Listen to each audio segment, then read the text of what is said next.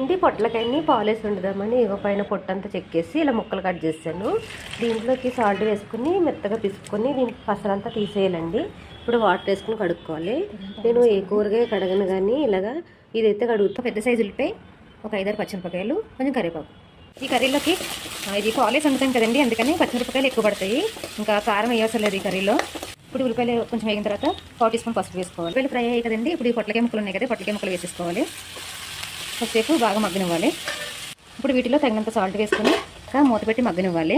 దీంతో గ్లాస్ తోటి సగం వాటర్ వేస్తున్నాను. దీంట్లో కొంచెం అల్లం వెల్లిపాయ పేస్ట్ అండి, లో ఫ్లేమ్లో పెట్టుకుని ఉడకనివ్వాలి.